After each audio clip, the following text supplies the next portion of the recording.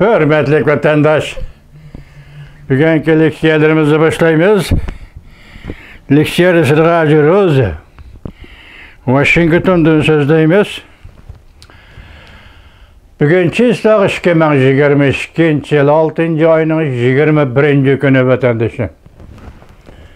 Bugünkü vaziyet doğrusu toxtuluşdan avval hazır Beijing'de Zhongnan-Xay'da küreş şeklinin nemi buluvatqanlığı doğrusu da işki ziddiyetlerinin partlaş karakterinin yok kurtuvelligi doğrusu da sizlerge sözdep keldik, lekin Xitay oynavatqan oyun bu degen edik vatandaşım. Elemi şunda qaraymiz, lekin şunda bolsun bugünkü yetip kelgen haberlerde bazı hikayeler var. O hikayelerge sizlermi qiziqsizlar, men qiziqdim. Şu toğırda sözdeyimiz hem şundaqla Amerika Qo'shma Shtatlar tamoyni idorasining Uyg'uristondan yoki Şinjan Uyghur Avtonom rayonidan kelgan mallarni tamoyni tutib qilishi bugundan boshlab yo'lga qo'yildi. Shuningga oid leksiyalar bilan sizlarni ta'minlaymiz. Ahırda qiziqardiq deganimiz bu hikoyani ahirda anglaysizlar vatandoshlar. Mavzu mundaq. Amerika Qo'shma Shtatlar Davlat bexatarlik ministerligi Uyg'urlarni majburiy emgak selishni oldin olish qonuni strategiyasini yo'lga qo'yishni e'lon qildi. Mavzuli xabar 6 ayning 18 kuni Amerika ovozining Xitoy tili programmasi e'lon qilindi. Xabar mundaq boshlandi. Washington, Amerika Davlat bexatarligi ministerligining DHS Uyg'urlarni majburiy emgak selishdan oldin olish qonuni UAPA'ning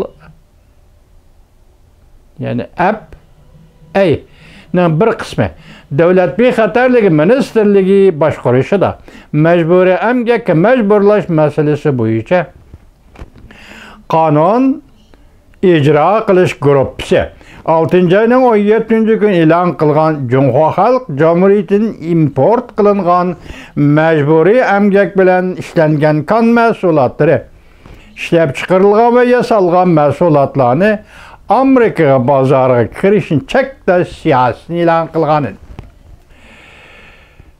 Bu gruppa bölümlerden alqıgan xizmat gruppasidir.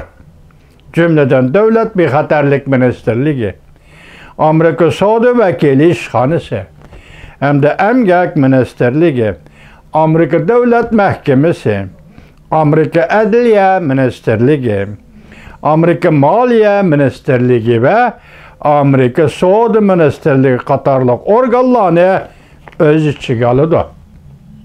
Demek vatandaş, hazır Amerika Qo'shma Shtatlarining Uyg'urning kishilik huquqiga ko'ngil bo'lishi, davlat darjilik ve majburiy emgakka ko'ngil bo'lishi davlat darjilik ve ayrim organ, ayrim bölümning ishi emas. Bütün Amerika devleti ve Amerika hükümetinin işi degan gap vatandaşlar. Siz bunun e'tibor berisiz. Biz hammamiz, hamma Uyg'ur biz bunun e'tibor beramiz. Xudodan Amerika Qo'shma Shtatlariga nusrat tilaymiz vatandaşlar. Qarang. Cümleden bu xizmat gruppasi barliq organlardan alqıgan deyil. Cümleden Davlat bexatarlik ministerligi, Amerika Savdo vakili ishxonasi hamda emgak ministerligi, Amerika Davlat mahkamasi, Amerika Adliya ministerligi, Amerika Moliya ministerligi ve Amerika Savdo ministerligi qatorliq organlarni o'z ichiga oladi. Bu xizmat gruppasi ijro qiladigan qonun Amerikada demokratlar ve jamuriyatchilar ikki partiyaning mutlaq ko'p ovozi bilan qo'llashi orqali Kengash palatası ve Avam palatasının ma'qullangan. Hem 2021 yıl Prezident 12 ayının 23 günü Prezident Joe Biden imza koygan kanundur.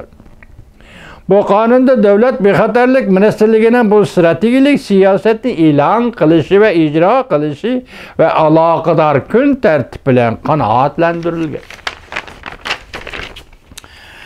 Davlat bexatarlik ministerligi mundaq ko'rsatdi. import qiluvchi savdogarlar ve devlet meclisi yana menfaatga aloqador kishilar bilan aktiv uchrashgandan keyin bu strategiyalar siyosatni e'lon qildi. Bizning organlarimiz bütün yer şehri dairesi kişinin kuch tutadigan mecburi emgakka mecburlash hareketlerini bar kuchimiz bilan oxirlashtirishga tirishchanlik ko'rsatamiz. Cümleden Şinjan Uyghur Abdunum Rayni, yani müstemlik Uyghuriston Cumhur Halk Cumhuriyeti bu yerde davamlıq sistemini kaldı Uygurların izivatıdır. İki eksploatasiya kılıvatıdır. Devlet Bexatarligi Ministri Maliye Kas mundaq ko'rsatdi. Shundaq ko'rsatdi. Biz insaniyetsizlik bilen elip berilayotgan eksploatasiya qilish hareketlerine zarbi berishimiz kerak. Shundaqla qonunliq import tovarlarını Amerika bozorlariga kirishiga kapolat qilib, Amerika şirketlari ve iste'molchilarning qo'liga tezlik bilan yetkazishimiz kerak.